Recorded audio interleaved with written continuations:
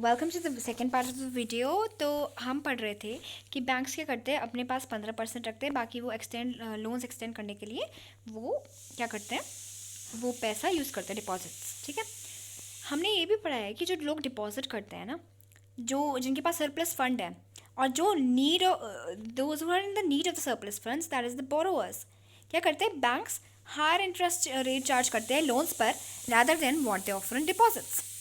Difference between what is charge from the borrowers, मतलब जिनके पास सरप्लस फंड्स नहीं है, जो उसके नीड में है, and what is pay to the depositors, मतलब जिनके पास सरप्लस फंड्स हैं, वो मेन सोर्स ऑफ इनकम है। Okay, so now two different credit situations. तो अब क्रेडिट सिचुएशंस दो टाइप की हो सकती हैं।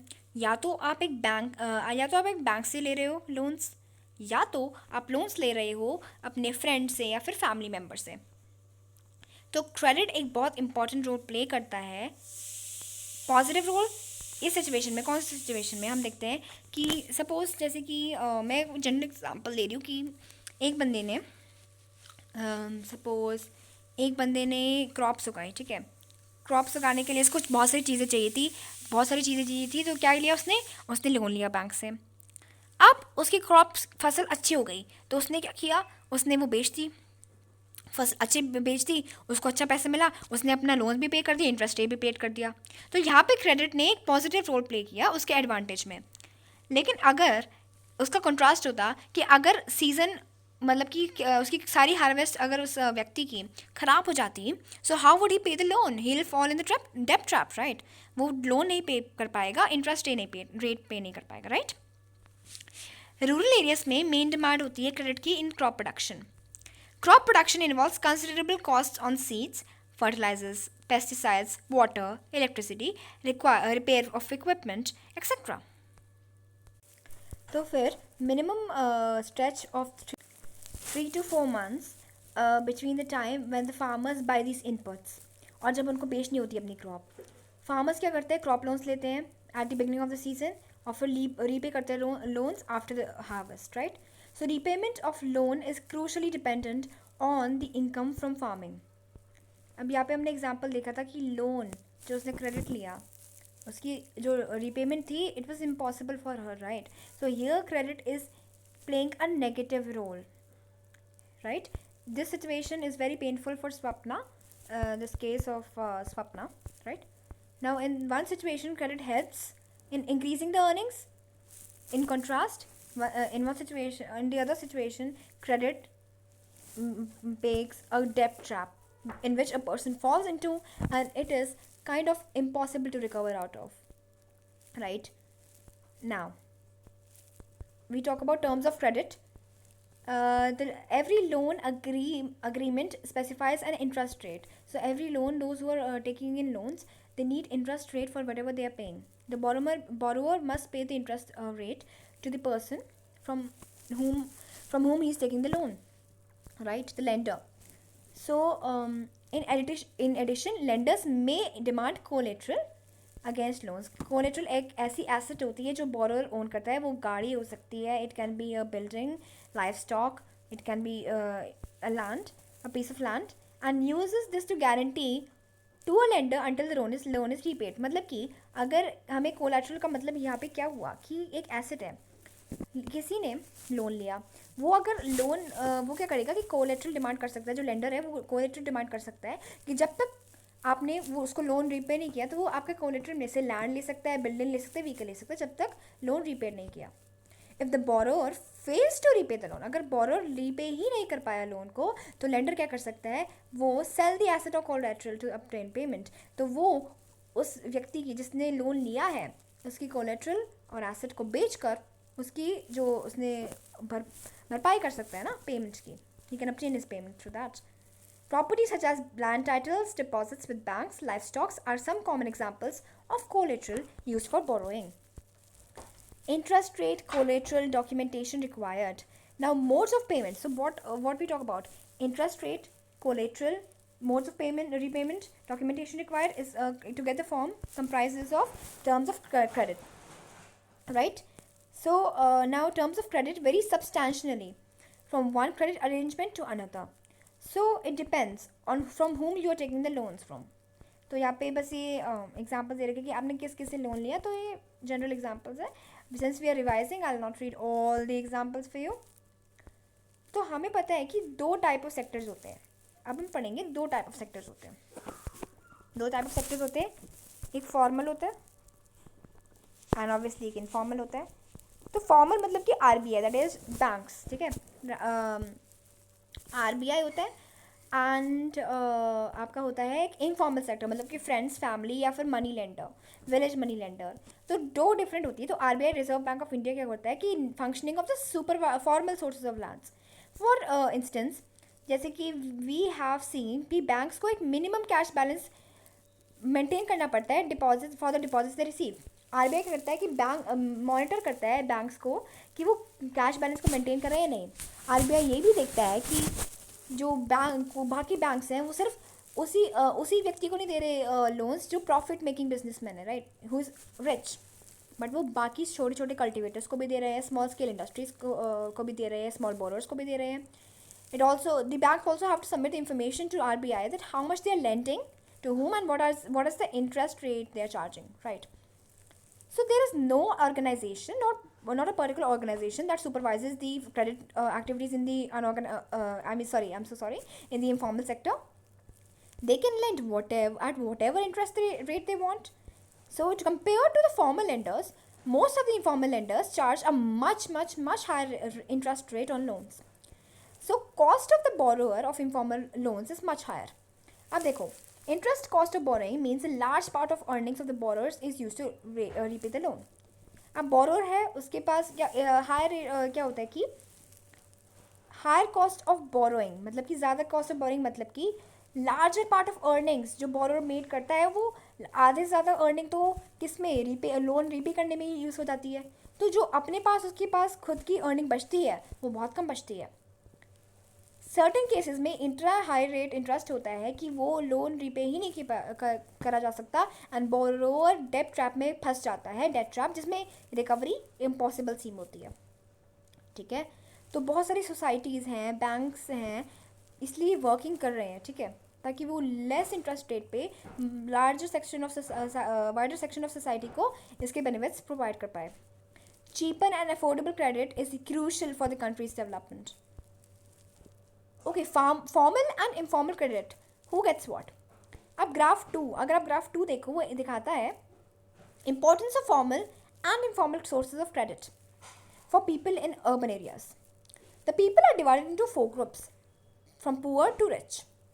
As shown in the figure, you can see 85% of the loans taken up by the poor households in the urban areas are from informal sources of credit. आप देख सकते हो 85% poor households, ठीक है, किससे ले रहे हैं वो? informal sources से. और rich people किससे ले रहे हैं? 10%. देखो 90% आप देख सकते हो only 10% of their loans are informal. Rich people सिर्फ 10% लोग informal sources से ले रहे हैं, बाकी 90% formal sources से ले रहे हैं. A similar pattern is also found in rural areas. Rich households are availing cheap credit from formal lenders, लेकिन poor households जो लैंडलेस रूरल फार्मर्स हैं वो क्या कर रहे हैं? वो ज़्यादा से ज़्यादा पैसे लोन किससे ले रहे हैं? वो ले रहे हैं इनफॉर्मल सोर्सेज ऑफ क्रेडिट, यानी विलेज मनी लेंडर्स जैसे कि.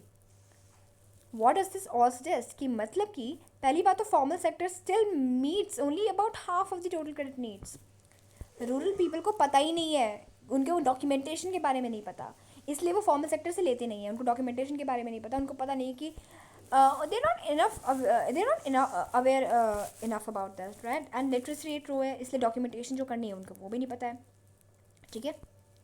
Most loans from informal lenders carry a high rate of interest, I already told you. तो बहुत ज़्यादा इंपॉर्टेंट है कि रूरल एरियाज़ में कोऑपरेटिव्स एंड बैंक्स को सेटअप किया जाए ताकि उनकी डिपेंडेंस, जो लोगों की डिपेंडेंस है इनफॉर्मल सोर्स ऑफ क्रेडिट से थोड़ी कम हो सके. हमें ये भी देखना है कि फॉर्मल सेक्टर जो है ना वो लोन्स एक्सपैंड कर रहा है.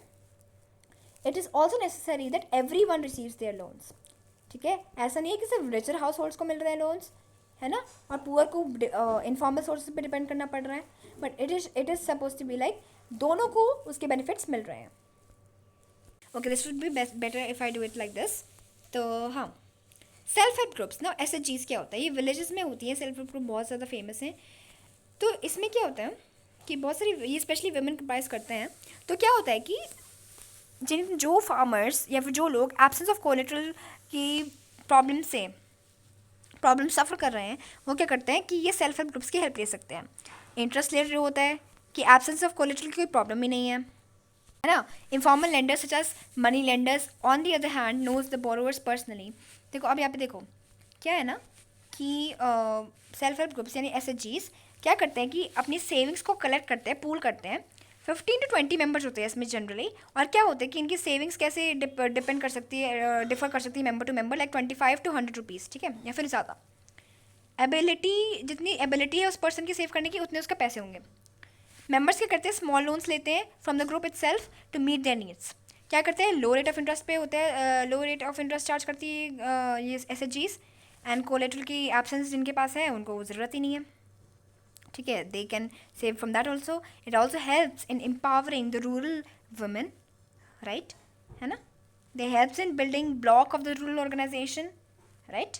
एंड या लोन क्या होता है कि उस ग्रुप के नेम पर सैंक्शन किया जाता है, ठीक है, and is meant to create self employment opportunities for members. जैसे कि small loans are provided to the members for releasing mortgage land, for meeting for working capital needs. जैसे कि उनको HYV सीड्स लेने हैं, हाई यील्डिंग वैरायटी सीड्स, या फिर उनको फर्टिलाइजर्स लेने हैं, पेस्टिसाइड्स लेने हैं, कॉट या फिर raw materials like bamboo and cloth चाहिए, हाउस होल्ड मटेरियल्स चाहिए, एक्वायरिंग मतलब कि कुछ भी लेना है उनको, तो वो इन पैसे की हेल्प से ले सकते हैं। सबसे ज़्यादा इंपॉर्टेंट डिसीजंस क्या होते हैं regarding the savings and the loans activities, वो ग्रुप मेंबर्स करते हैं। The group decides as regards the loans, ठीक है, to be granted, purpose, amount of interest to be charge, repayment schedule, etcetera etcetera. ये group responsible है for the repayment of loan. Any case of not repayment of loan by any one member is followed up seriously by other members in the group.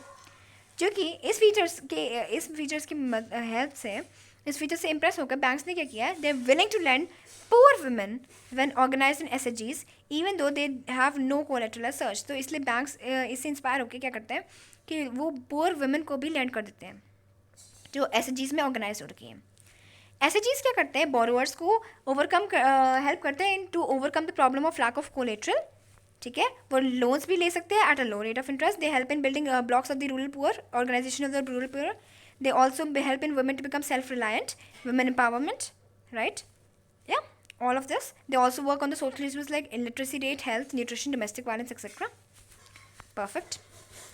अब हम अगर सारा इसको sum up करें, हमने chapter complete कर लिया, दैट इज़ ग्रेट। तो समअप करें तो हमने अभी इसमें हमने पढ़ा कि मनी कैसे हम यूज़ करते हैं। पहले बार्टर सिस्टम होता था कि मतलब कि एक कमोडिटी की एक्सचेंज में दूसरी कमोडिटी ले सकते थे। अब मनी की यूज़ से हम कुछ भी कमोडिटी खरीद सकते हैं, राइट।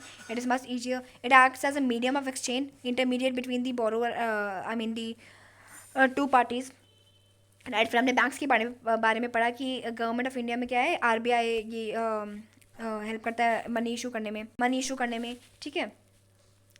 क्रेडिट के बारे में पढ़ा, फिर हमने कोलेट्रल के बारे में पढ़ा, एंड हमने पढ़ा कि डेब्ट ट्रैप क्या होता है, डेब्ट ट्रैप से कैसे लाइक लोग फंस जाते हैं क्योंकि वो लोन पे नहीं कर पाते हैं, right. Informal and formal sectors बोल रही हूँ, लेंडर्स के बारे में पढ़ा हमने। रिचर हाउस होल्ड्स के बारे में पढ़ा कि वो कैसे फॉर्मल लेंडर्स से लेते हैं, एंड इनफॉर्मल लेंडर्स से कौन लेते हैं, पुअर हाउस होल्ड्स, राइट।